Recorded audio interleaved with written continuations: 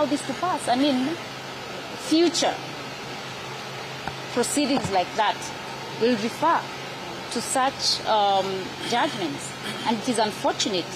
So like they say, when the going gets tough, the tough get going. We shall get going.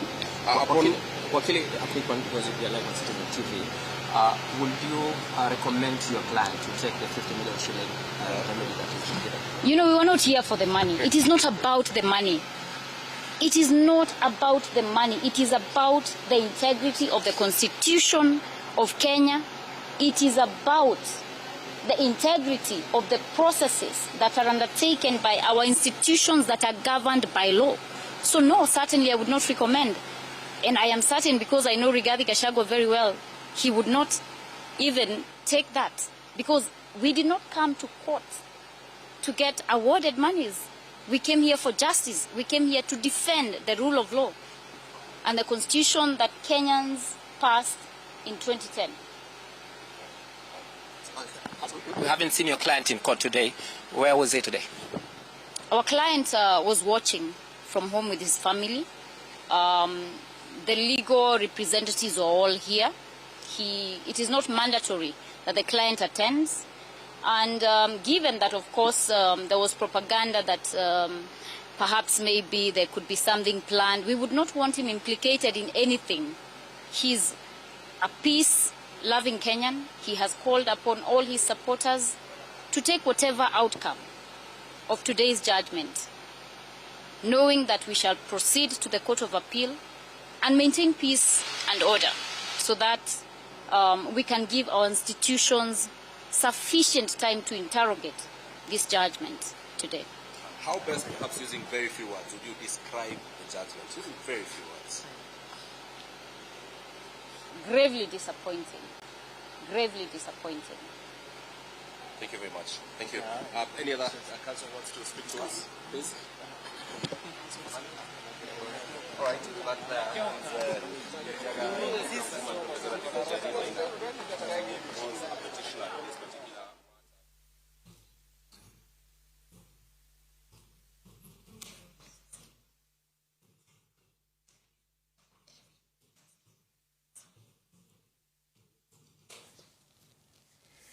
Good evening. Thanks for staying with the Monday Report. My name is Trevor Mbija. We're covering live proceedings at the court for the record 9 hours, 350 pages of the High Court's three-judge bench comprising Justice Eric Ogolla, Anthony Mrima and Frida Mugambi, delivering the ruling that has essentially upheld the impeachment of the former Deputy President Rigathi Gachagua. The court giving final orders here, and I'll just read them through for you. The first one is the High Court has clearly upheld the Gachagua's impeachment. The prayer seeking to quash Rigathi Gachagua's impeachment is declined. The High Court, however, the three-judge bench acknowledges that there was the rights of Rigathi Gachagua that were infringed, and he should seek further remedy. There is necessity for Parliament. That's the third order that the court has given, that there's necessity for Parliament to enact a law on an impeachment of the Deputy President. Let's listen in.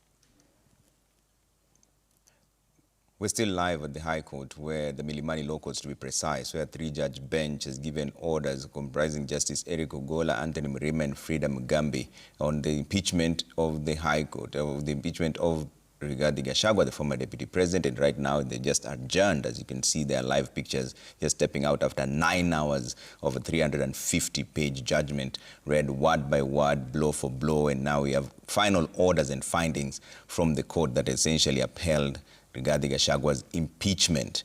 The first one, the first order that the court gave is that the prayers seeking to quash Rigathi Gachagua's impeachment is declined. The rights were infringed and they can seek further remedy. That is the second order that was given by the court. The third order is that there is necessity for Parliament to enact a law on impeachment of a deputy president. The fourth order is that the court makes no findings on pension and emolument sought by former Deputy President Rigathi Gachagua. The court, however, awarded 50 million to Gachagua, payable by the Senate. The order is that the parties will bear their own costs. And the court judges finished by saying that any prayer that was not allowed by the court is accordingly disallowed. Let me cross over now to Emmanuel Too, who's currently at the courts in Milimani Law Courts. Good evening, Emmanuel Too. It's good to have you with us on phone. So let's listen into what they're saying. I was in a funeral for our constitution, yes. A funeral for our democracy, a funeral for our institutions. We have presided over the funeral of the country and the Republic of Kenya. Why would you particularly say this was a funeral of our constitution? Yeah, because you could see the judicial nonsense that was there. They allow some of the things. They say His Excellency Gachagua's rights were violated. Yeah. And instead of doing what is rightfully constitutional right to quash, they avoid. Yes. When they say that there was no modification of the procedures in the Senate, they recommend for legislation. That's what I've told them. We never came here for recommendations on legislations. We have elected members of parliament to legislate. So we never came here for to seek orders and to seek a recommendation for legislation. That is why we are saying the Constitution has been buried today. The Constitution has yes. Wakili, a quick one. Your client has actually, because you represent other members here, the court said we cannot have two deputy presidents at the same time. We cannot have two. Judicial nonsense is judicial nonsense because the consequences of finding that the impeachment has been quashed is that Kindiki should have vacated. I don't know where they got that from. That's why we are calling it judicial nonsense. But you are not pursuing that in the court. You said you are not seeking to go back to office. We are going to the Court of Appeal. You have heard how the court has grossed over the other petitions and just dealt with one petition for His Excellency Rigathi and ended up with judicial nonsense and judicial absurdity. We cannot agree to that. Okay. Yes. Okay. We had a bit. You want to finish? Yeah, no, finish. Live on Citizen TV. Wakili, just tell us what is your reaction to this court decision? Well, you know, when a breach has been found and cleared that the proceedings had a problem, you know, when a right has been breached and when you have not been given a right to be heard, that's a very cardinal issue. And therefore, my position is that, you know, it should have been annulled. It should have been annulled, and that's the conclusion automatically, because you have not been accorded an opportunity to be heard, and therefore, it can only be annulled. You can only say that, you know, the court did not arrive at the right decision. We should have automatically had Rigathi Gachagua reinstated. There's 50 million shillings on the table for the client that all of you probably represent. Are you going to take it? Are you going to advise your client to take them? Well, you know, we have to go to the Court of Appeal and discuss all the pending matters, all the issues. You know, the right to be heard is very important. And therefore, the breach is definitely greater than what it is and what has been awarded. Perhaps very briefly, Harrison wanted this judgment arrested. Let's just speak to the other side of these matters as well. Professor Tom Ogyenda is here. Professor Tom Ogyenda, you represent the Senate, or rather Parliament. What's your reaction to this matter? Sasa nitaonekana aje hapo. Yeah, get the light. Okay, Trevor, we just want to move to another. All right, let's continue here. It says that all the members of the National Assembly must be present. All. Now, this judiciary, they found out, oh, mamma mia, the whole impeachment process will collapse because the Banisha people did not have a member of the National Assembly. The Gwasi people, Suba South, today, they didn't have a member of the National Assembly. You know why? And he pointed out that someone elected to go to the executive and left their constituents totally without representation. I'm talking about Mbadi, John Gogo, Bani was a nominated member of parliament. Oh, sorry, no, go. Wandai, yes. And you didn't have a member of National Assembly for Magarini. You also didn't have a member of National Assembly for Banisa, I mentioned. All right. Now, these people did not vote. The Constitution demands, and I challenge you, what Constitution were they reading? I challenge you. If you have a Constitution, have a look at Article 145, Sub-Article 1. It is all the members of the National Assembly, all. So they suppressed the hearing of my petition, and they have no shame saying that Honorable Gashagua's right to be heard was suppressed. The Court of Appeal certified the application that we filed as urgent. Now, the Court of Appeal has to consider a bench. It doesn't take 2 minutes or 3 minutes. They know, but they acted blind to it. And the question is now, what have they done in excluding one of the petitions that bore the weight of these very same issues? All right. Now, all right, Harrison, you've made your point. Yes. Of course, we'll be following the Court of Appeal. Allow us to speak to counsel for the respondents as well. Let's speak to Professor Tom Ojenda. That so much commotion here. The motion, no, hold on. Let me finish because you never gave me a... The motion that was tabled by Honorable Mutuse was dead on arrival. This is what the judiciary saw. This is what these judges saw. What do we mean? Standing Order number 64, Substanding Order number 5 says that if you withdraw the signature, any member of the National Assembly withdraws the signature, that motion dies at that point. There was nothing to take to the Senate. There was nothing to resolve upon. There was nothing to impeach Gachagua. Let's be real. Let's be serious in this country. That standing order says there was no motion to debate. Honorable Mutuse knows this. He did not address that in my case. None of the people addressed that in my case. So the question is now, did the Speaker of the National Assembly know? Yes. Did these judges know? Yes. Why is it they have avoided consistently this particular petition? Right. It is because they know... Sorry, my phone. All right. They know there was nothing to impeach. Now, Okay, let's speak to Professor Tom Ojenda. Professor, hold on. No, yeah. Wakili, your reaction. Oscar Sudi, Yes. Oscar Sudi withdrew his vote to impeach. Yes. Therefore, there was no impeachment.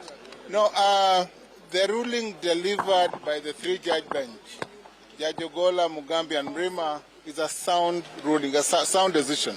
Is it? It has upheld the impeachment of Rigathi Gachagua. Was he impeached? It has also confirmed that the appointment of Professor Kindiki as Deputy President was done in accordance with the law. There was no need to have the input of IBC. And the ruling is quite substantive. It has dealt with the issue. Was there any voting in the National Assembly? Your matter has not been done. Wait. Was there any voting? There was no voting. In the National Assembly, the court has held that the National Assembly process of confirmation was a process that had no constitutional foundation, and therefore the court has found that the National Assembly, though it confirmed Kindiki as the Deputy President, needed not to go through the process. But number three, and this is important, under Article 157 of the Constitution, an impeachment is final. It is a final process. And that is why, though the court found that Senate ought to have accorded Rigathi Gachagua an adjournment, it has not faulted the impeachment. The impeachment is final. It has only awarded damages of 50 million to be paid to Rigathi Gachagua for not having been heard on an adjournment because Senate rejected the adjournment. That is the only positive finding. But I'll tell you this, that since the petitioners will file an appeal, there will be many appeals, Senate and other parties will file a cross appeal because you can only file one appeal. Once an appeal is filed, then you file a cross appeal. So, I think the court has gone through the issues decisively. It has dealt with constitutional issues, the thresholds.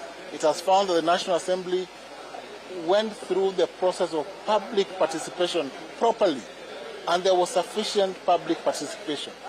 the National Assembly presented a formal motion, went through public participation, presented a proper case before Senate, and Senate voted properly for the decision that eventually led to the impeachment. I think this is a good decision. Okay. Sorry, Tom. It's a good decision on many fronts, yes. Yet the court has, and this seems to be the main pain points for the petitioners, the court has acknowledged an infringement of a right.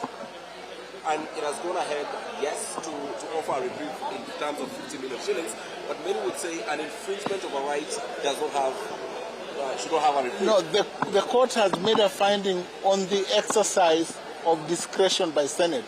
It has found that the Senate ought to have allowed Rigathi Gachagua more time to present his case. Remember, the National Assembly had presented its case and the witnesses had been cross-examined by Senate. So the court has simply said you should have allowed Rigathi Gachagua equality of arms. It does not take away the vote. It does not take away the 11 grounds, out of which 6 failed but 5 succeeded. Remember, in Senate, 1 ground is sufficient to impeach any person during an impeachment proceeding. And that's why the long analysis on impeachment, the provisions of the Constitution, Article 180, and how governors are impeached, the court was able to go through all that and analyze. This is a balancing act. In the end, the court balanced by paying for the injustice that it felt had been carried out by the improper exercise of discretion by Senate. But does not in any way mean that Senate acted illegally. It merely acted at the time because it did not have material before it, the material that showed where Rigathi Gachagua was at the time. But it has said, because of that, the possibility that it should have adjourned, we will give damages. But that does not affect the impeachment. Wakili, a quick one. That's the position. A quick one, Wakili. Are you saying that... All right, Counsel Professor Tom Ojienda there speaking on behalf of the respondent at the High Court, where the 3-judge bench consisting of Justice Eric Ogola, Anthony Mrima and Frida Mugambi have just upheld the impeachment of the former Deputy President Rigathi Gachagua and given direct orders here and final orders and findings. But joining me in studio now is Senior Counsel Charles Kanjama, the LSK President. Thanks for making time. What is your immediate reaction to the ruling by the 3-judge bench? I think it's a mixed bag. Each side has something to take home. On the side of Rigathi Gachagua, he was facing what you could call a political death sentence if the impeachment decision of the Senate was affirmed in its entirety. So what the court did was some kind of balancing act where they found that the right to fair trial of former Deputy President Rigathi Gachagua was violated and awarded him compensation. So the effect of that, together with the declaration, is that the taint of unethical conduct or conduct that is contrary to the Constitution against Rigathi Gachagua has been lifted. However, he did not get the other consequence of such a finding, which is why the lawyers for the team of the Deputy President and the supporting lawyers are very upset because in the Constitution of Kenya, Article 25 says there are 4 rights that cannot be limited. They have to be enjoyed absolutely, and one of them is the right to a fair trial, which is related to the right to fair hearing.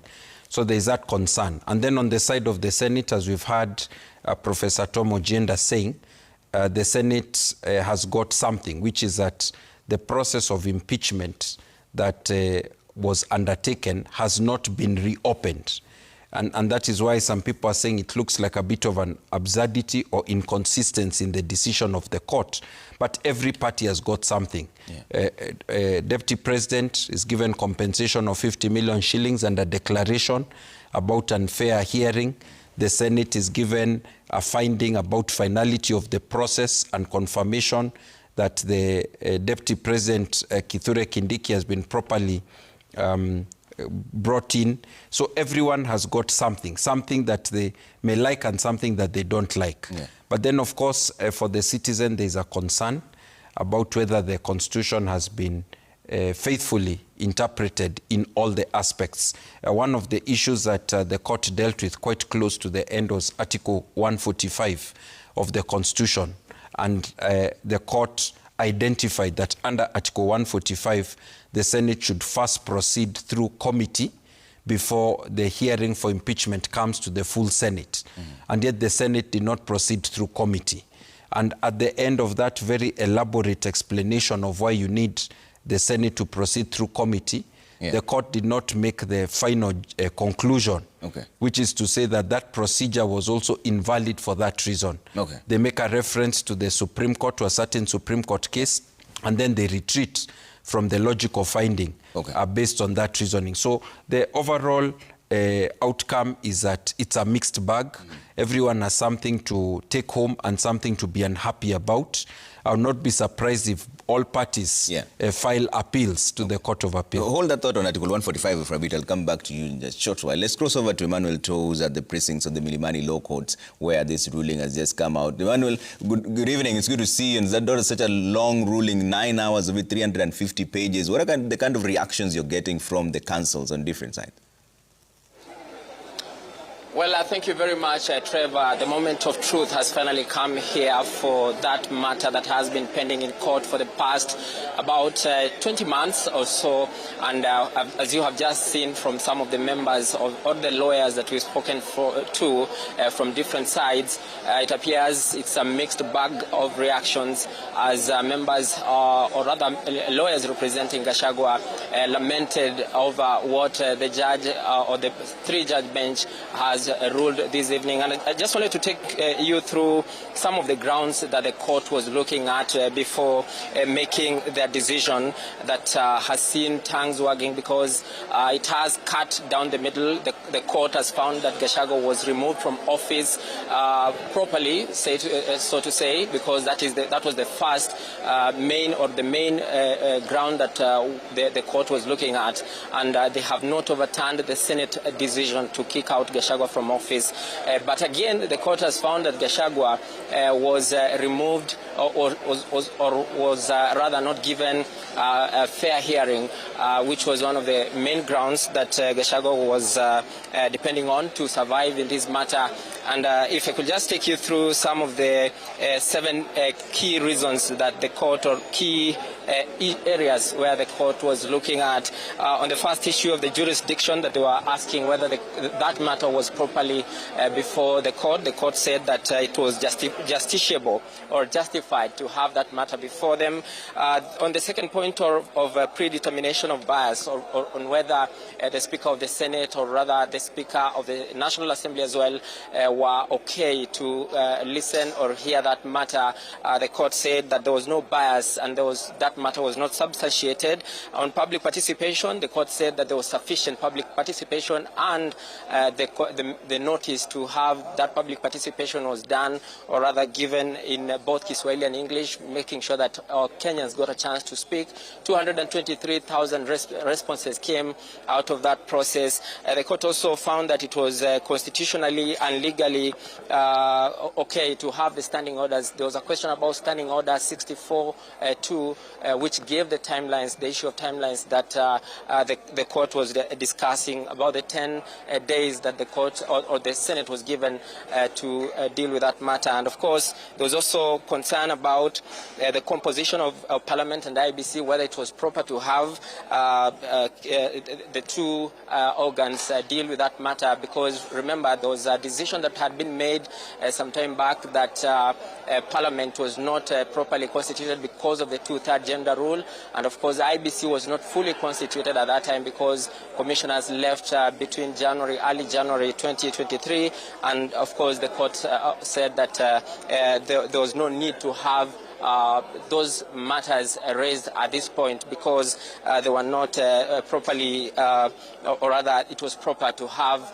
that process continue even without those matters sorted out. And of course, on fair trial is where the issue is now, because the Gachagua side is saying that the court has said that they were not given fair chance to be heard, and of course, but the court still said that they cannot lift the issue of his impeachment because the matter had already been overtaken by events because there was a deputy president in office, that is Professor Kithure Kindiki, and of course there's still some members of the bar, and of course lawyers still having some chit-chat, trying to understand what this will be, but Gachagua has already made it clear that he's moving to the Court of Appeal.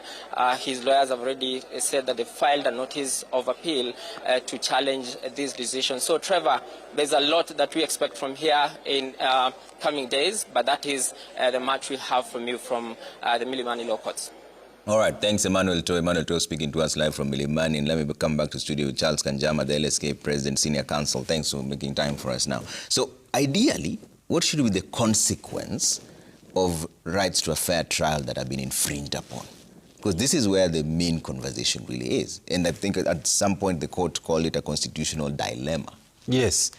Normally when a right to fair trial or fair hearing is infringed, you invalidate the hearing, you set it aside, either you order a new trial, or sometimes you just set it aside and it dies that way. So this is the first time in my experience as a lawyer that the court has made a clear finding that right to fair trial was violated and substantively violated, but has failed to reverse the underlying outcome of that fair trial. And the argument the court has used is that under Article 145, the impeachment is a final process. So what it seems the court is saying, that the right of the High Court under Article 165 to look at any proceedings of any court, tribunal, or other body of a judicial or quasi-judicial kind are limited in the case of impeachment because of Article 145. So the court basically said, our hands are tied because impeachment is final, we cannot undo it. Which again is a bit curious because you remember when the impeachment process was going on, there was a court case and the parties went to court and they urged the same bench to stop the impeachment proceedings on the basis that if impeachment happens, they'll not have a remedy. And the court said, no, we can always overturn the outcome of the impeachment. So the court at that time said we can overturn the outcome of the impeachment. But today it has said, once the impeachment is done, it cannot be overturned. So you see there is a bit of inconsistency, not a bit, a lot of inconsistency in the decision of the court. But basically they have said Article 145, impeachment is final, cannot be reversed. But there's also something that they mentioned in terms of the order of reinstatement, which was withdrawn by the petitioner who said that now they don't want to be reinstated, but they also called it a constitutional absurdity when they got to the matter of doctrine of constitutional dilemma, saying that they don't have a way of constitutional finality of impeachment versus violation of the rights. Can those two things be separated? I think one of the doctrines of interpretation of the Constitution is holistic interpretation. You have to interpret all the provisions of the Constitution in a harmonious way, a holistic way, so that they don't appear inconsistent or contradicting each other, to avoid this absurdity that you are being told about. So when the interpretation results in a conflict between two provisions, they've not been harmonized, then that really is not in keeping with the approach to constitutional interpretation that the courts have adopted in numerous cases. And they said that his rights were infringed, and then they said that he can seek further remedy. What are those remedies? So the court went on to say that because his rights have been infringed and he'll not be returned back to office because impeachment is final, the remedies that they were ready to give included declaration of violation of his rights. It's a judicial declaration. The court is saying we are declaring your rights have been infringed. It includes compensation, where he's been given 50 million shillings. And the court also said it can craft other remedies, even though in this particular case it did not go ahead to craft any other remedies. So the remedies that the court gave to Rigathi Gachagua was a declaration of infringement of rights and then compensation for that violation. Okay. So with that in mind, then what legal issues would the Court of Appeal look at in this case? I think all the parties have many legal issues to take back to the Court of Appeal. Some of the issues that were addressed by the High Court, for example, the question of public participation, whether it was adequately done, including the fact that public participation was one-sided because only the complaint of Mutuse was sent to the Kenyans. The response of the Deputy President was not part of public participation, including even issues about, leave alone the issue of public participation, issues about Article 145, whether the fact that the analysis of the court is that you need a committee process, but at the end of the day, the court says, nonetheless, we are bound by a Supreme Court decision, whether that was a proper analysis of whether Article 145 requires several stages.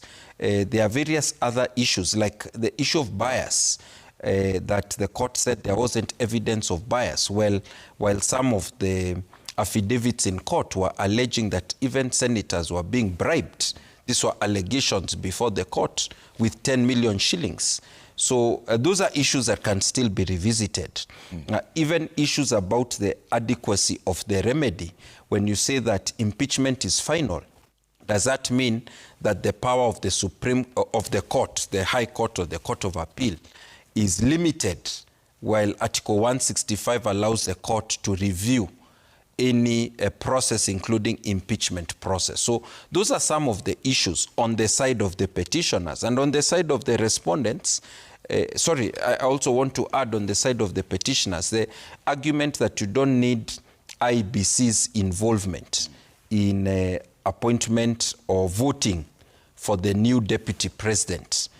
And yet Article 99 of the Constitution, read with Article 137, when they talk about qualifications to be elected as a president or deputy president, they say that you should not be a state officer. There are certain requirements that you are meant to have.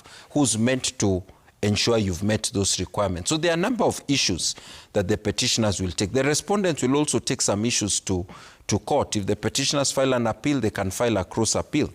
They will say that they don't agree that the right to fair hearing was not given, because according to them, the court has declared it will not rely on the affidavit of Dr. Gikonyo, which was explaining that the deputy president was sick. And the information present before the Supreme Court, before the Senate, I apologize, before the Senate, was that they had given an opportunity to the deputy president and he failed to show up. So they might actually raise that issue again. So I think each party will have an opportunity to present their cases afresh to the Court of Appeal, but now taking into account the findings of the High Court bench.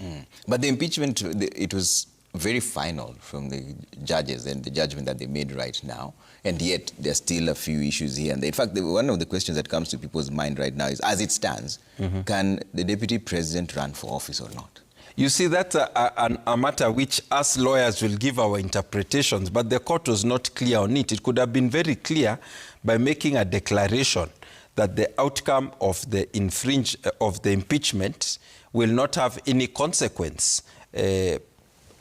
That is found in Article 99, paragraph 3, which means that when somebody has been removed from office on account of abuse of office or violation of the Constitution, they are not allowed to run again.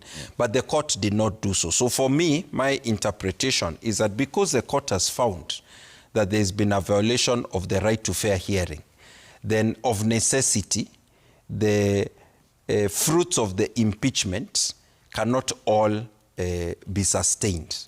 The finality in terms of bringing in a new deputy president has been sustained, but the other fruits of impeachment, which is to stop the deputy president from running again, cannot be sustained, because that essentially then overturn the impeachment again. So that is a confusion now. That is a confusion that the lawyers are complaining about, that they feel the decision has been confusing on both sides. The court was trying to adopt an approach of being Solomonic and try to preserve the baby and not give one party everything they're asking for. But the outcome is fairly confusing, to be honest. And it requires a lot of further analysis and clarification in the days ahead. Yeah, because even at the Court of Appeal, then what will be the gist of their argument for the judges?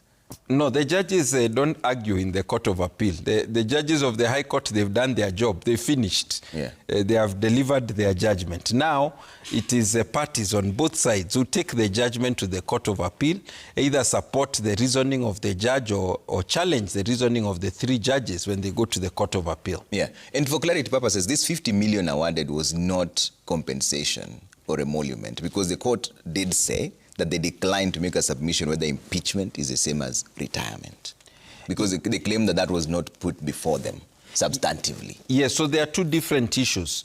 A pension or retirement benefits under the Retirement Benefits Act and various other statutes relating to state officers, like there is a retirement benefits law for the president and the deputy president. That one applies when you have retired from office, not been removed in another way.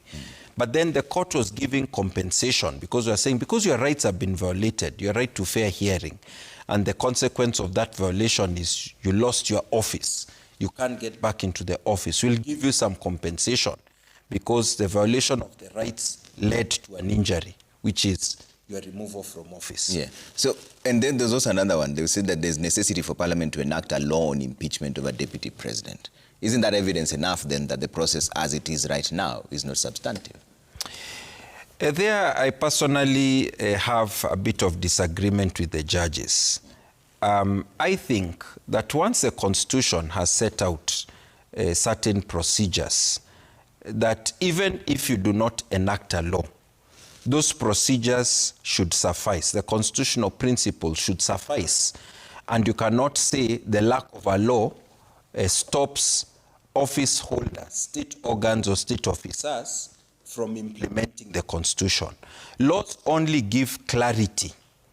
Acts of Parliament only give clarity, but they do not make any provision of the Constitution lose its validity or effectiveness before the law is implemented. So at least on that particular issue, I'm not in agreement with the judges that lack of a law means that a constitutional process then becomes declared defective.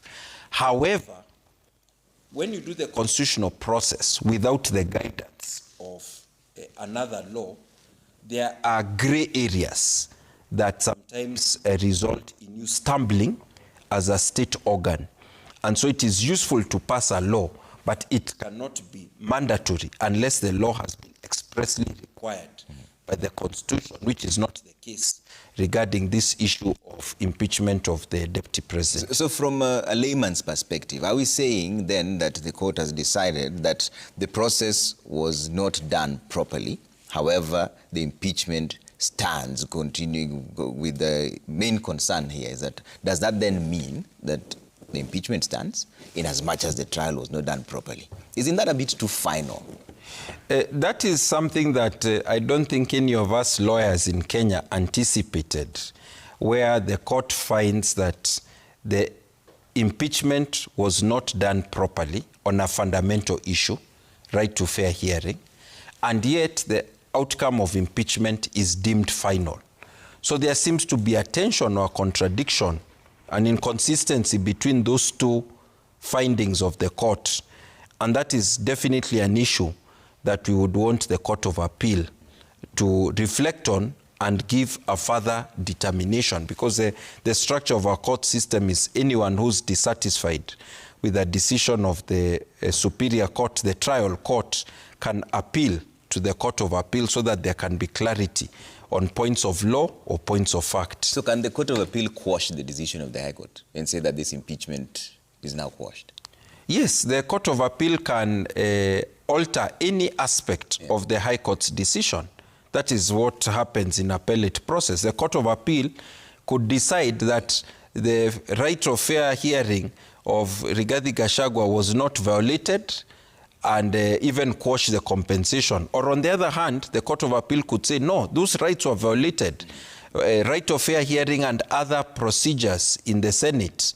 And because of that one, could decide to quash the impeachment. Okay. And if it quashes the impeachment, could then decide what is the consequence. Does that mean that Rigathi Gachagua resumes the office of deputy president? And of course, he said... Of the matter is, yes, because of course he also said withdrew that issue. He doesn't want to be reinstated, but quashing is impeachment. Yes. That doesn't mean he's reinstated. Yes, but quashing of impeachment is an issue that will be live when the matter goes to the Court of Appeal.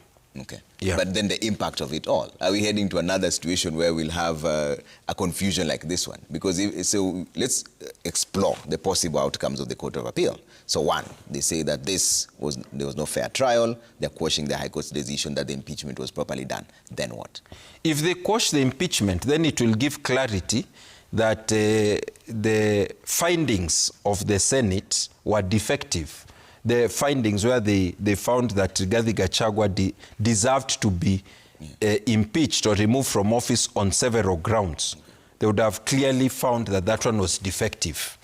And then after that, they would give consequential orders. The Court of Appeal has the same power to give orders on whether, because Rigathi Gachagua said he doesn't want to take back the office, on whether Professor Kithure Kindiki should continue as a deputy president. The Court of Appeal has the power to do any of those things. Okay. So a second option for the Court of Appeal, that the process upholds the High Court's ruling, that the judgment that the ruling was, that the impeachment was done properly. Yes. But then there was an issue of a fair trial. So then what is the impact of that now? The second option for the Court of Appeal. The Court of Appeal could decide to accept the decision of the High Court, maybe clarify a bit of the confusion, or just leave it as it is. Or the Court of Appeal, the third option is, could even decide to invalidate the finding of the High Court that there was an unfair hearing on the basis of adjournment. Because that is the main reason why the High Court determined that there was an unfair hearing. So the Court of Appeal fundamentally has three options. One, to uphold the High Court as is. Two, to go further and agree with the petitioners that the impeachment was invalid. Or three, to go reverse and agree with the Senate that the right to fair hearing was granted. So there's something that the court said, that they make no findings on pension and emolument. Is that an open avenue for another case, so that now is done? Because they said that the reason why they're not finding anything on the pension and emolument is because it wasn't properly before them. Is that another option? Yes, that's an opening for another case. A new case now. Yes, the court made it clear that was not an issue before them, and that means that it creates an opening for a new case where the former deputy president can actually go to court seeking to have a finding that his removal amounted to the same thing as retirement because of the declaration of the court, and that therefore he should be paid his emoluments. That is pension benefits and the other benefits that would be entitled to if he had served a full term. So with that in mind then, and we know the court processes and how long they take, and 2027 is almost just here next door. What then happens? Does that mean until all the court processes are done, then Rigathi Gachagua still can run for office? Article 99, Sub-Article 3, is very clear that when you are removed from office or when you are found liable for unconstitutional acts that violate Chapter 6 of the Constitution, they will disqualify you only if your right of appeal has been exhausted. The right of appeal has not been exhausted because it is exhausted in constitutional cases. After you go to the Court of Appeal, the Court of Appeal makes its determination, then you go to the Supreme Court and the Supreme Court makes its determination. So for as long as we're in the current situation, the decision of the High Court basically vindicates the right of former Deputy President Rigathi Gachagua to seek public office if he so decides to. So he still can run? Yes. Until this process is done, because there's a Court of Appeal and then there's still the Supreme Court. Exactly. And knowing that it's just a year to go. There's something that the judges said which I found very interesting. So that any prayer not allowed by the court is accordingly disallowed. What does that even mean? No, that for me is very clear. There's no ambiguity in it. You know, there were several petitions that were filed. There are several petitions filed by the parties, and each petition had a list of prayers or requests they were asking the court. So one of the approaches the court would take is to go through each prayer of each petition one by one.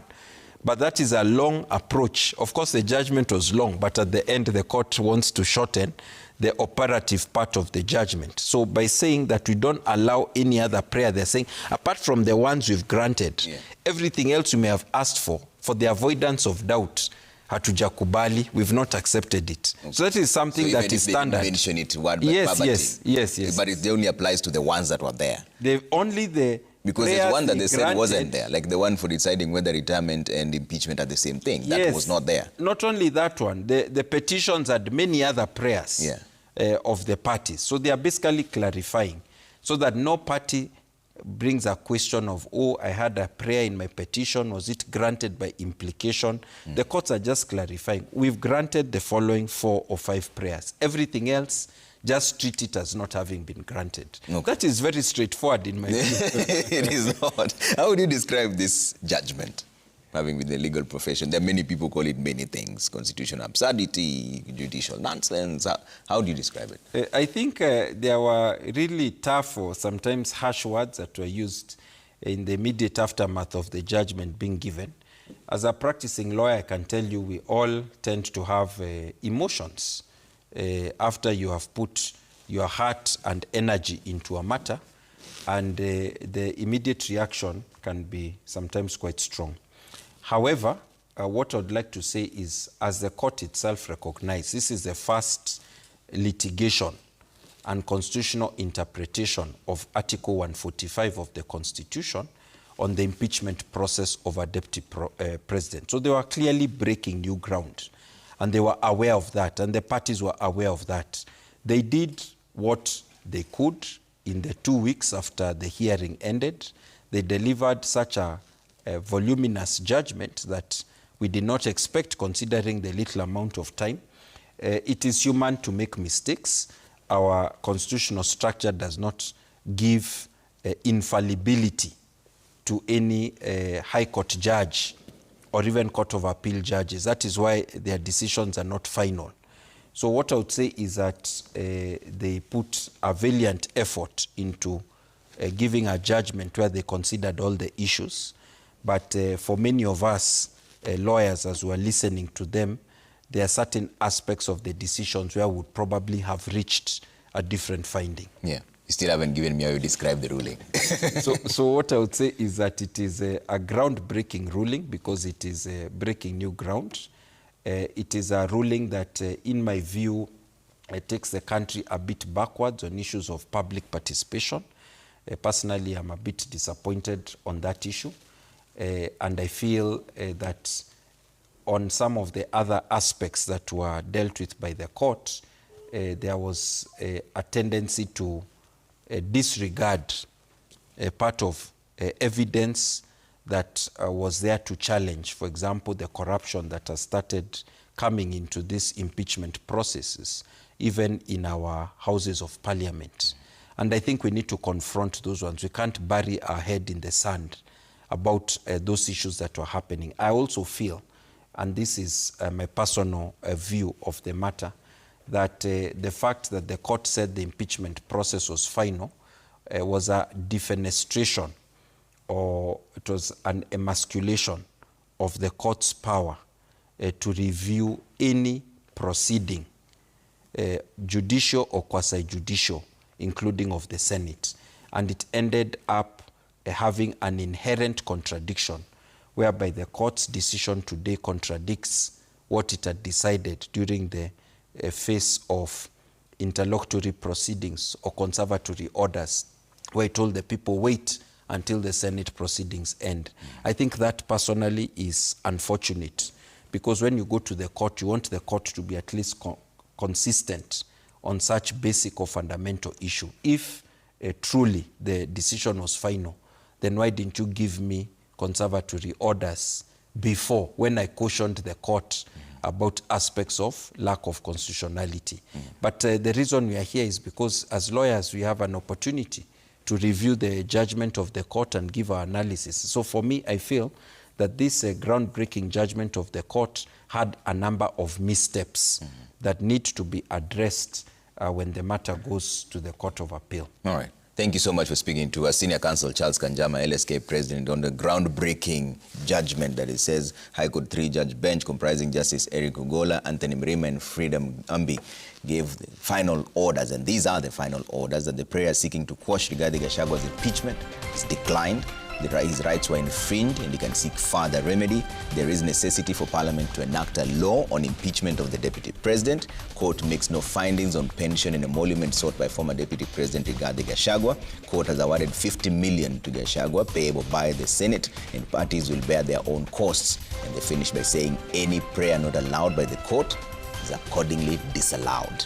We're taking a quick break here on the Monday Report. We'll be back with much more in just a short while, so don't go too far.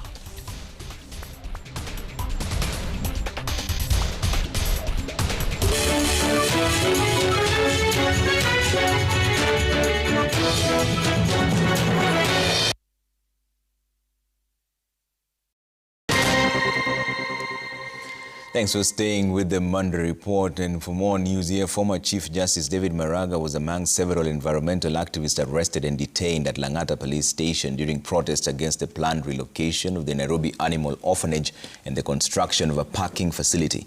The protesters say that the relocation of the animals threatens encroachment on Nairobi National Park and was approved without public participation. However, the Kenya Wildlife Service has defended it, saying that it will improve wildlife welfare and visitor experience and that the land will remain part of Nairobi National Park. Willie Lusige has more.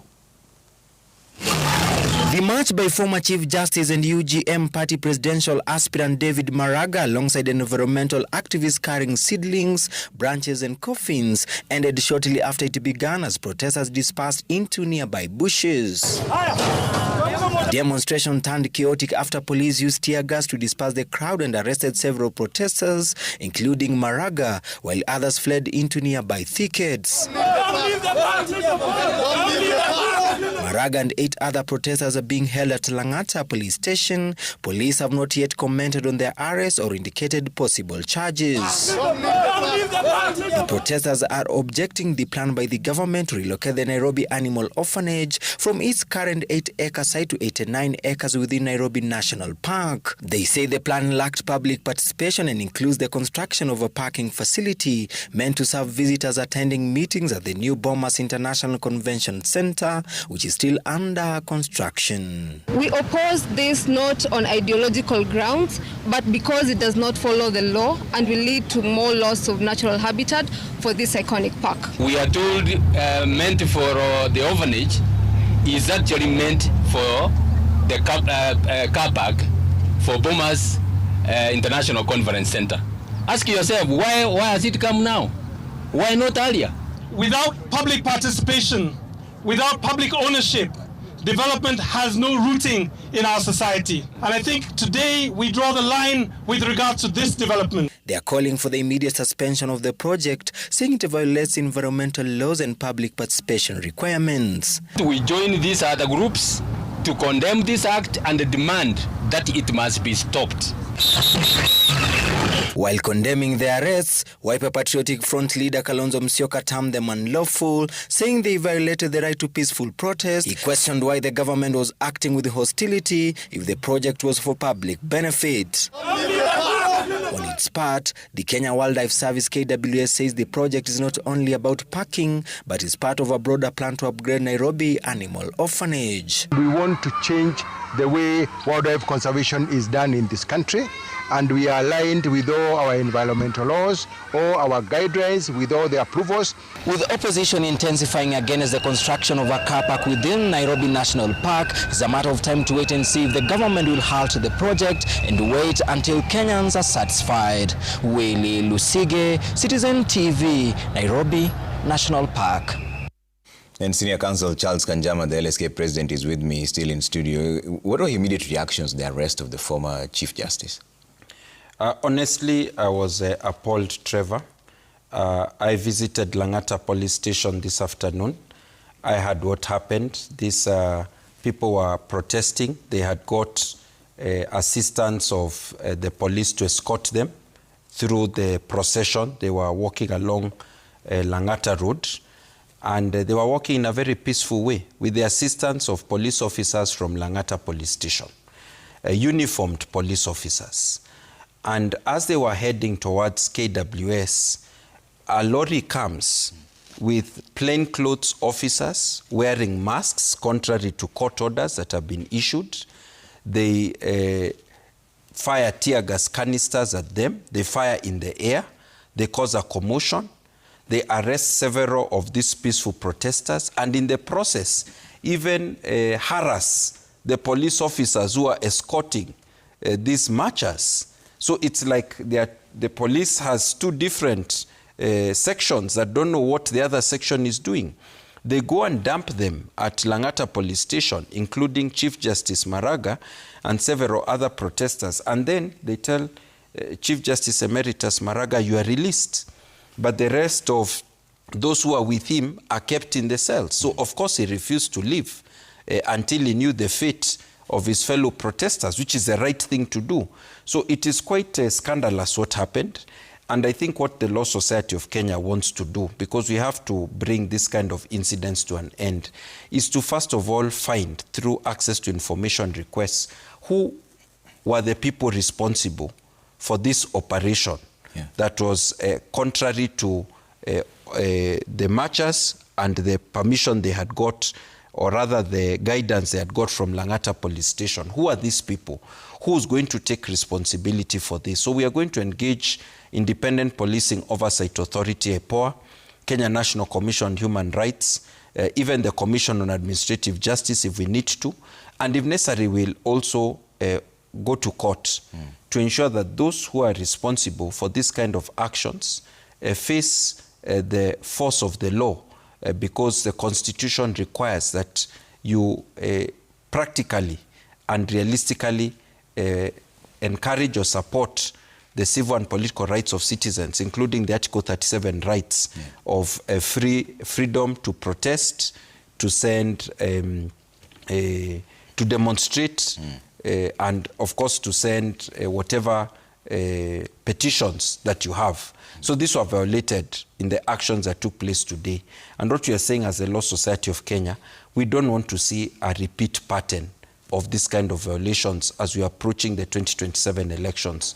And the way to avoid it is to ensure that those who are responsible for today's very irregular and unlawful actions against the protesters also face accountability. All right. Thank you so much for making time for us. Senior Counsel Charles Kanjama, LSK President, thank you for your earlier insights on the High Court judgment on former Deputy President Rigathi Gachagua.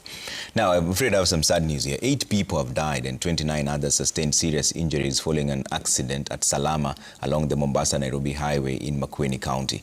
The accident, which involved a bus, a trailer and 2 other private vehicles, occurred around 9:30 p.m. on Sunday. 8 people died on the spot in the tragic accident, including the driver of the ill-fated PSV vehicle. Police said that the truck driver was heading towards Mombasa when he allegedly lost control and veered off his lane, colliding head-on with the oncoming PSV minibus heading to the opposite direction. The scene was cleared and the bodies transferred to Sultan Hamoud Level 4 Hospital, while the injured are receiving treatment at various facilities within the county. Nililetwa hapa usiku na nimehudumiwa sawa juu. Sasa naelekea kuwa mzuri. Kwa Mungu nasema ni asanti juu. Unajua mambo mengi kama haya ikifanyika sana sana watu hufa. Wetu alikuwa mmoja wa wenye walipoteza roho zao. Unajua hapo hiyo Salama yenyewe inaonekana ni kama kuna kuanga na ajali. Kwa hivyo serikali ikitusaidia kwa kupanua itakuwa pia itasaidia mwananchi. We had 8 deaths on the spot. All the bodies were received and kept in our mortuary. The emergency response team was mobilized promptly. They were stabilized. 7 of them were referred to Makueni Teaching and Referral Hospital. The rest who had fractures were referred to Makindu Hospital. Tonight, horrific murder sent shockwaves through Kio village in Kuresoi, north in Nakuru County, after a 50-year-old man allegedly slaughtered and dismembered his wife. Police made the grim discovery inside the couple's house on Saturday night. According to relatives of the deceased, the suspect reportedly stuffed 40-year-old Evelyn Nyarinda's remains into 5 cement bags and filled a container with her blood. A blood-stained axe was also recovered at the crime scene. Back in Nyantieno village in Nyamira County, grief-stricken family members are demanding justice. Police say a manhunt for the man is currently underway.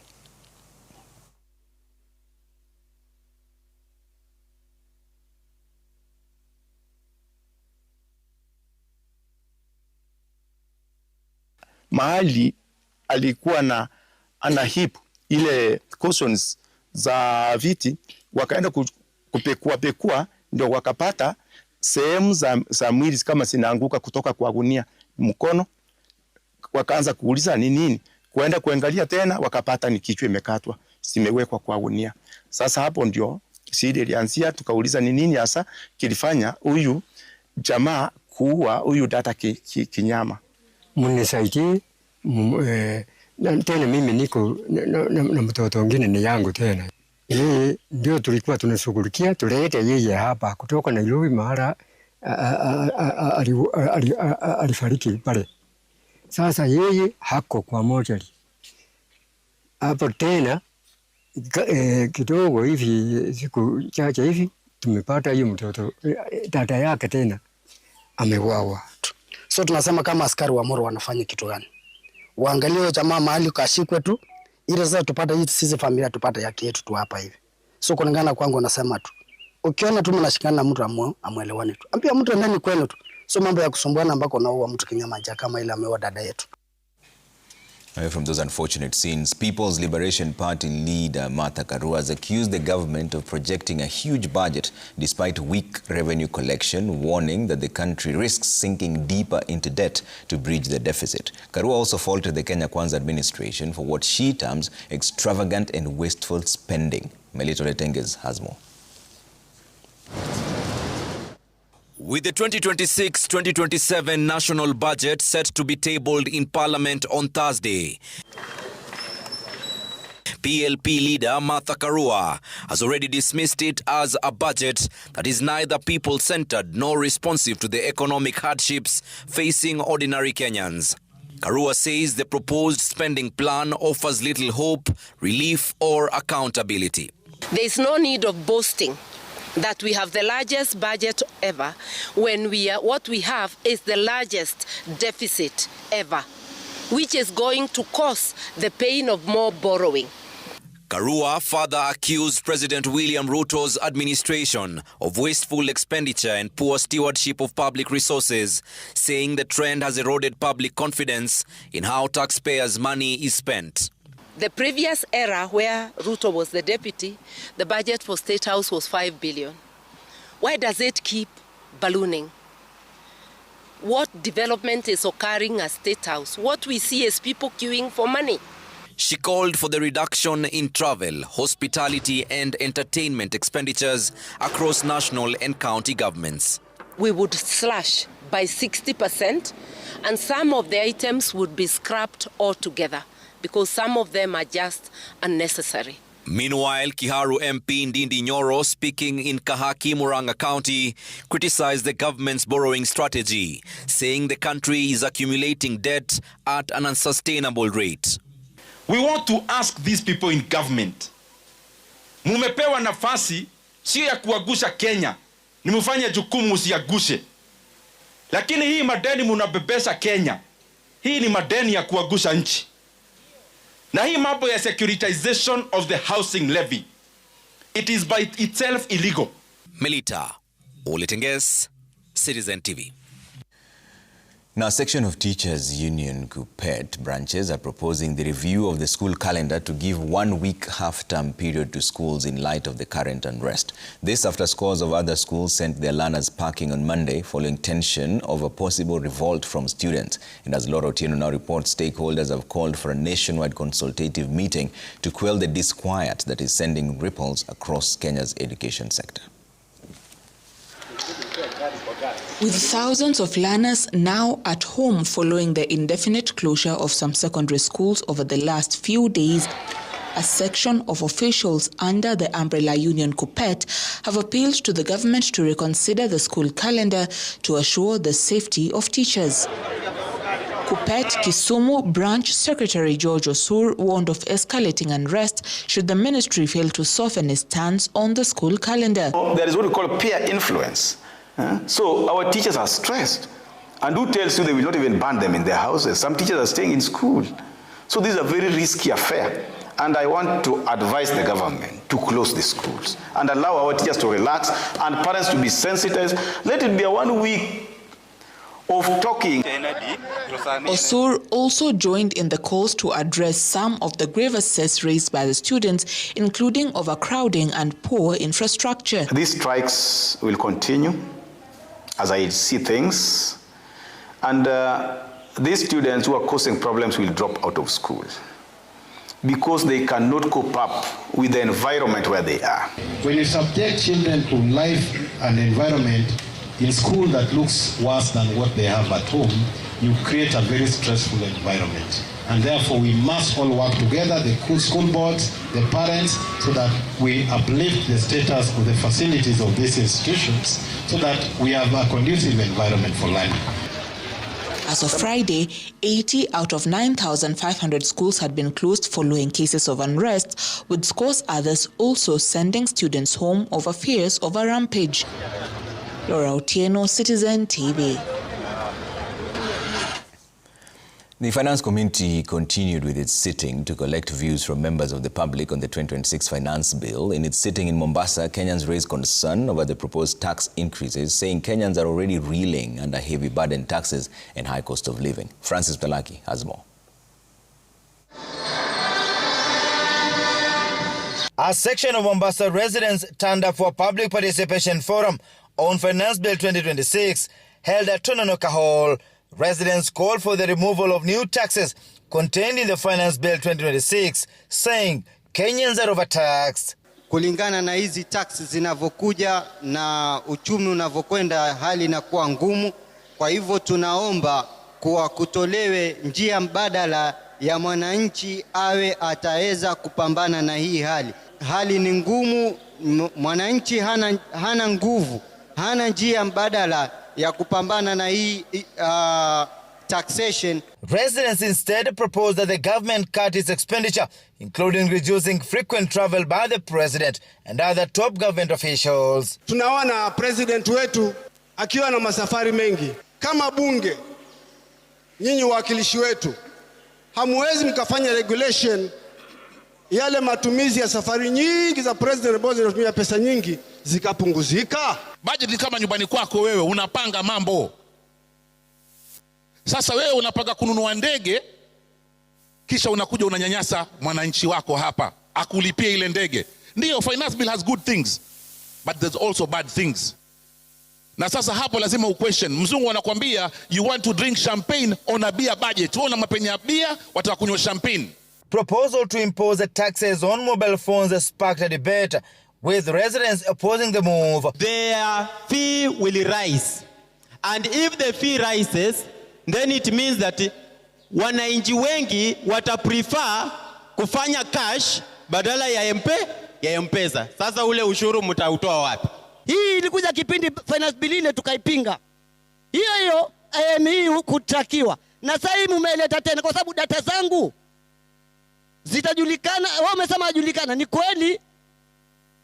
Lakini sasa hii lazima mtu hakikishie tutapata vipi protection. Whether kutakuwa na activation ama hakuna, kuna jinsi ambavyo data yako inaweza kutumika vibaya, kwa sababu tuna sheria nyingine ambayo inafanya hiyo data protection. Francis Mtalaki, Citizen TV, Mombasa.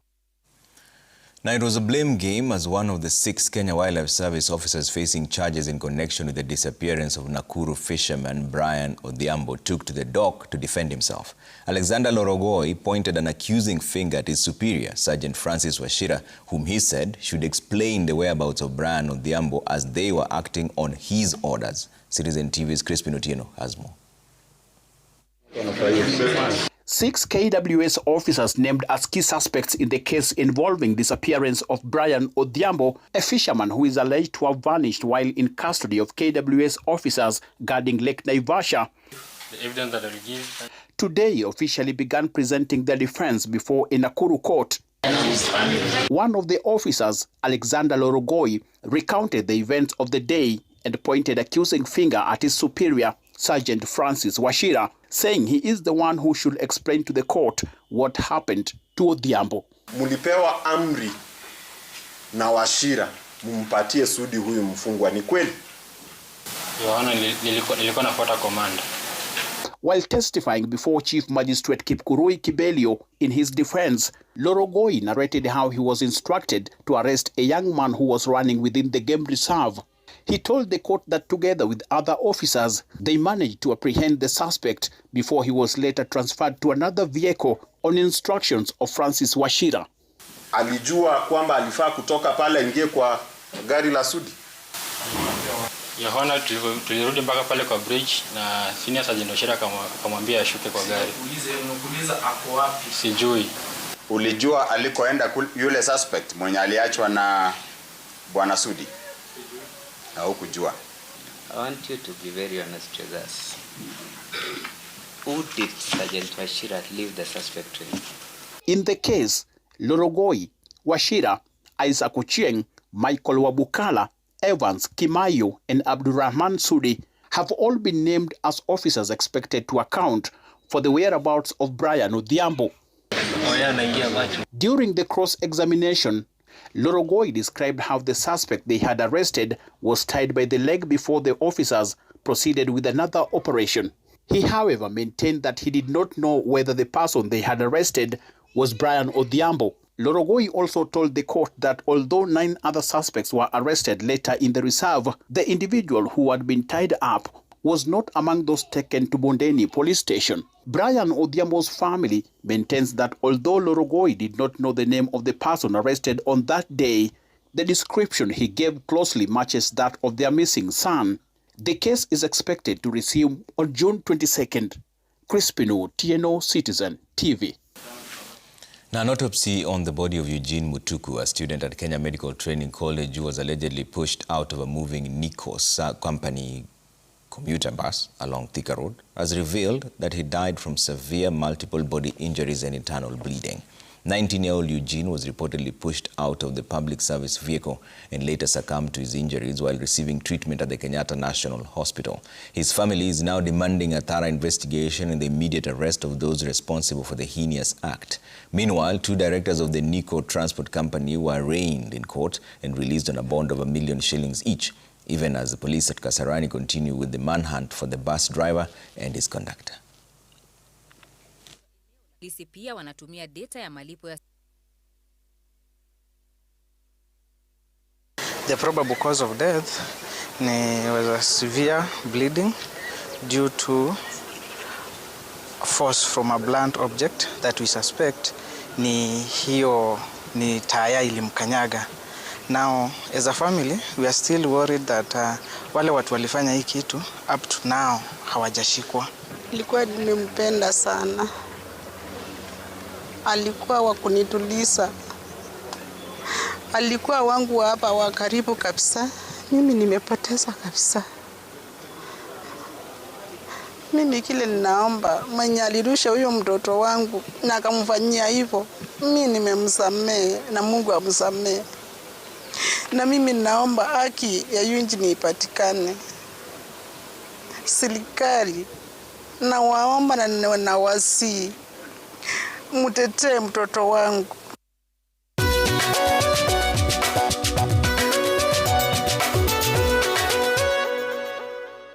Talk about some business news now. In the National Assembly's Budget Committee is calling for the realization of revenue targets if the government is to fund the forthcoming budget. In its review of budget and appropriations for the 2026-2027 financial year, the committee notes that any shortfall in revenue collection will result in a larger than projected fiscal deficit. The committee also warned the National Treasury against additional tax cuts, arguing that this will lead to further fiscal pressure. Jimmy Mbogo has more from the committee, which is forecasting a slowdown in development expenditure. The report by the Departmental Committee on Budget warns that in the coming financial year, the National Treasury will spend an additional 51.2 billion shillings to meet its obligation in paying debt, constitutional salaries and pensions out of the 4.8 trillion shillings budget. These represent an increase in CFS expenditure blamed on rising interest payment obligation. According to the committee, the rising debt servicing burden continues to constrain resource availability for financing priority development programs and other discretionary expenditure. Consequently, with the increase in CFS expenditure, the committee warns that capital expenditure is projected to decline by 4.5 billion shillings or 0.5% from 849.7 billion shillings to 845.2 billion shillings in the financial year 2026-2027 estimates. A reduction that will significantly affect the development expenditure, with the parliamentary group warning that this may constrain the implementation of infrastructure projects and other growth-enhancing investment that are critical for economic transformation and long-term productivity.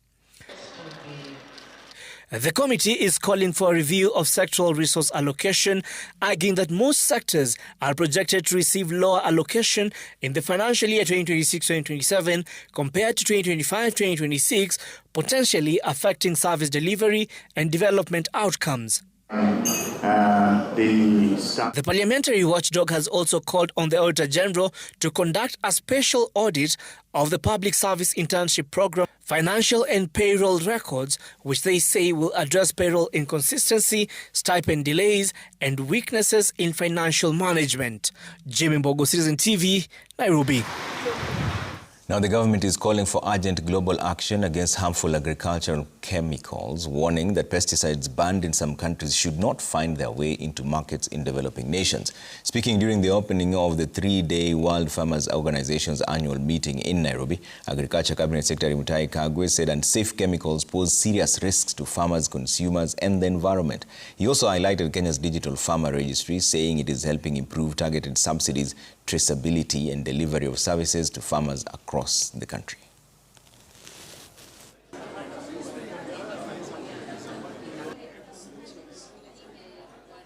The world cannot continue operating under a double standard when it comes to agricultural chemicals. If a pesticide is considered unsafe for use in one country because it poses unacceptable risks to human health or the environment, it should not find a marketplace anywhere else in the world. Farmers need supportive policies, affordable finance, technology, functioning markets, and above all, strong institutions that amplify their voices and secure their place at the decision-making table. For decades, the waters of Lake Victoria have fed millions across East Africa, but beneath its beauty lies a painful reality. Thousands of fisherfolk have lost their lives to violent storms, unstable wooden boats, and unsafe fishing conditions. To address this, Kenya Shipyards Limited, that's KSL, has developed safer glass-reinforced polymer GRP boats fitted with auto-recovery features that help them remain afloat even in rough waters. Edward Chwea visited the yard in Kisumu and filed this report for our Made in Kenya segment. Made in Kenya, brought to you by Equity. Power your next move with up to 100% asset financing from Equity for commercial and personal use vehicles. Visit your Equity branch today to apply for asset financing. This has remained the main source of livelihood for thousands who live along its shores. Fishing activities here feed families and even educate many. However, the same calm but sometimes violent waters have turned tragic. There's a month that we lost more than 5 fishermen in a week, in a month. We realized that one of the causes was the type of boats that they were using. They were using the wooden boats. According to the Kenya Maritime Authority, 420 boat accidents were recorded on the Kenyan side of Lake Victoria between 2015 and 2025, resulting to over 250 deaths. The major causes of these accidents included overloading, sudden strong winds, lack of life jackets, poorly maintained wooden boats, and untrained boat operators. A lot of accidents in the waters, one too many lives being lost in the waters. And you see, most of the guys who go out fishing, these are the breadwinners. Yes. So a life that is lost would impact on our whole household. George Omondi, a local fisherman and carpenter who specializes in making and repairing the wooden boats, says wooden boats require early repairs, carry less load, and are deadly when they capsize under strong water currents. Boti ambayo kama unaweza unataka kutengeneza, unaanzia na mbao. Alafu kama unaanzia na mbao, unatafuta mabati, plain sheet. Changamoto yake ni wakati ambayo kama hujapata ile mbao ambayo imekomaa. Saa zingine hawezi kukaa muda mrefu. Kama uko na ile mbao ambayo imekomaa, atakaa kama miaka 3, miaka 4 umeanza kufanya repair. The vast waters of Lake Victoria have been both a source of livelihood and a silent threat to the thousands who depend on them. Fisherfolk going about their activities have lost their lives here, the major cause being wooden boats capsizing under immense water currents. But now a reliable, better option is here.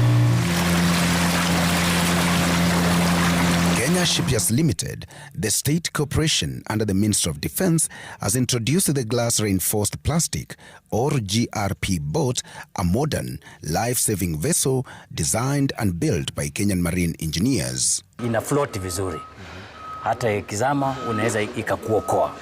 Ikakuokoa wewe. Unlike traditional wooden boats, the GRP boat is built with an auto-recovery feature that helps it remain afloat even in rough waters. Fiberglass inaweza kukaa, ukitengeneza inaweza kukaa 100 years ukiwa uko baharini.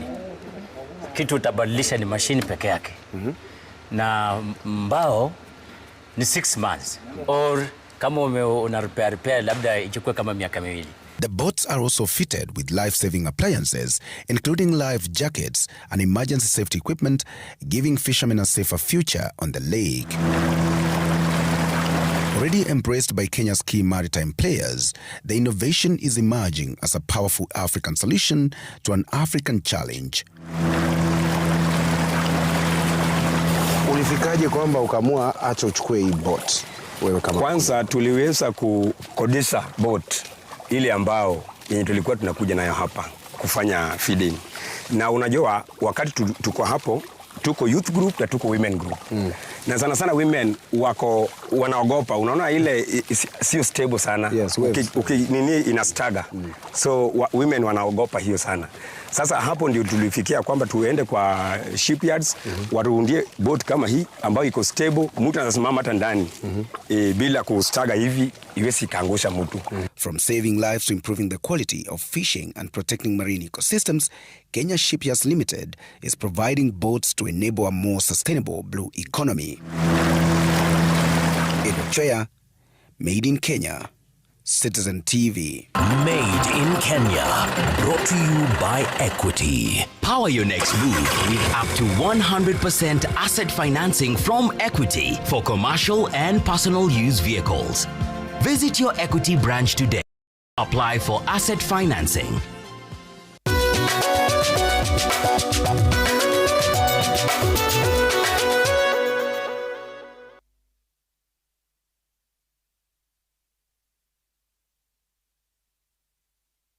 Hapa Shabiki.com, lugha ni big wins na kuomoka. Hit multipliers za juu on Aviatrix, JetX, Hydroplane au Comet Crush na ucelebrate big wins faster. Upgrade game yako. Download app ya Shabiki on Play Store na utawale hizo skies ukikamata mamili in seconds. Gaming is addictive. Play responsibly. Not for persons under the age of 18. Shabiki.com is authorized and regulated by BCLB license number PGA 0001082. Sherehe ya dunia. Sherehe safi. Deals deadly. Pamoja pamoja. Sherehe safi. Deals deadly. Na Niku Deli.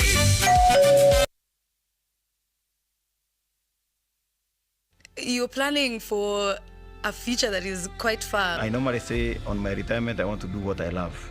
I go back to what I saw my father did. He always had an insurance cover. And when he retired, he did not burden us.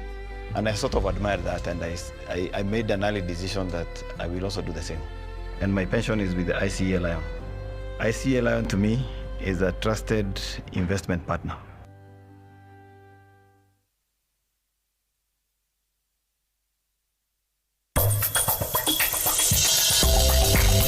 Welcome to Kate is on a mission. Colgate Herbal uses traditional nature's herbs and combines it with Colgate science for healthy gums and strong teeth.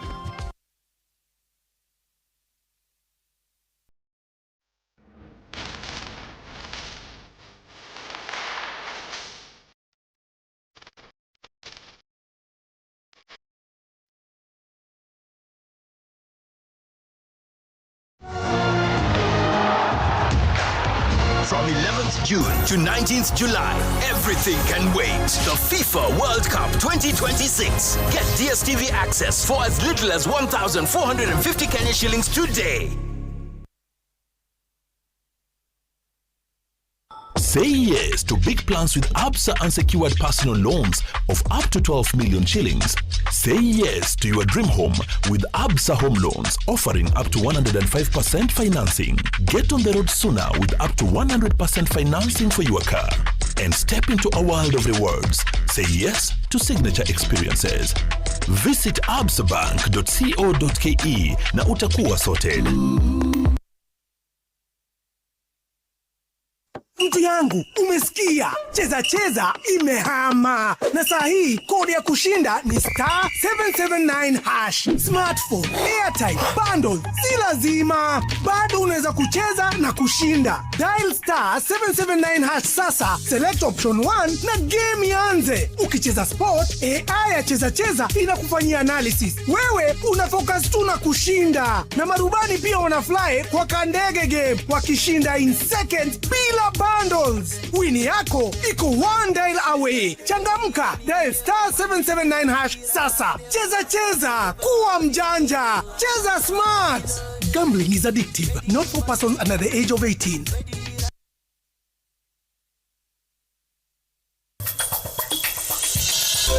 You can cure anemia by eating akina skuma matumbo. So it ensures your body is well equipped. Ubavu wangu wa pili. Hayuni wa moyo wangu.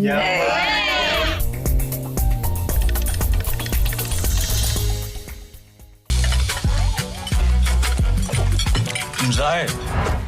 Ni noma. Ugali na slap. Dola ni vibe. Kitu shwari.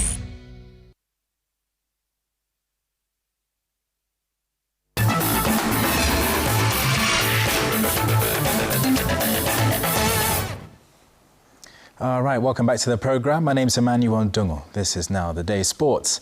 Migori Youth have accumulated the most points in the National Super League to be assured of the crown and automatic promotion to the Kenya Premier League in the 2026-27 season starting in August. But their celebrations have been muted slightly with a pending court case which might derail their title ambitions. At the bottom of the league, Kabati FC boosted their survival chances with a hard-fought 2-1 win over Naivas FC. Despite conceding an early goal, Kabati FC drew level before half-time, then scored a late winner to bag maximum points. The win lifted them to 15th position, 2 places and 3 points above the relegation zone. They need a point in their last game of this season away to Mofa to be assured of survival. MCF, Vihiga United and Mwatate have all been relegated. Darajani Gogo will survive the chop if they beat Nairobi City and Kisumu All-Stars and if Kabati fail to win. At the top as it stands, Migori Youth, 3K FC and Mombasa United have earned promotion to the Kenya Premier League. Now, in other news, Kenya fighters dominated the mixed martial arts Pro Fight Night 2 in Nairobi, led by Ali Abad Usama, who was ruthless in his bout against South Sudan's Peter Bushak. Usama silenced his opponent with a clinical shotgun armbar submission.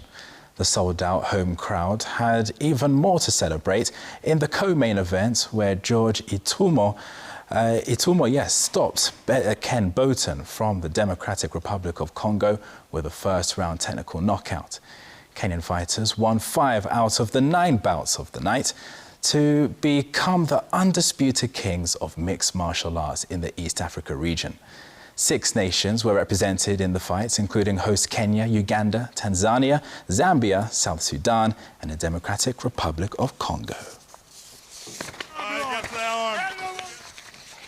Now, the 4-day inaugural Open Paddle Tournament concluded in Nairobi on Sunday evening, with brothers Kian and Kael Shah crowned champions of the top Kenya category.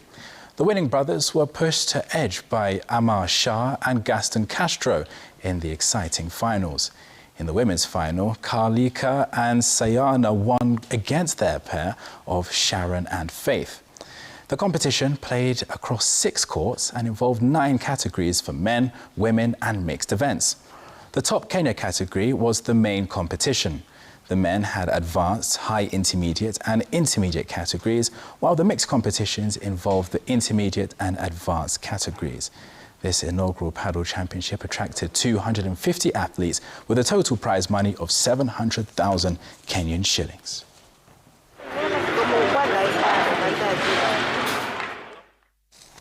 In more sports, the Ghetto Classic Charity Golf Tournament was held at the Migaa Golf Club, bringing together golfers, corporate sponsors and well-wishers in support of a worthy cause.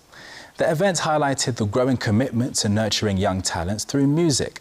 The tournament was graced by Her Excellency, the former First Lady of the Republic of Kenya, Margaret Kenyatta, who serves as patron of the Art of Music Foundation. Funds raised from the events will support the Ghetto Classics program, which empowers children and youth from disadvantaged communities through music, education, mentorship and personal development opportunities. Royal Media Services was the official media partner, joining other sponsors like the NCBA Bank and Migaa in supporting the worthy cause. Scholarships, travel abroad, teach others and return as mentors. These stories remind us that when talent meets opportunity and when a community chooses to invest in its young people, transformation becomes possible.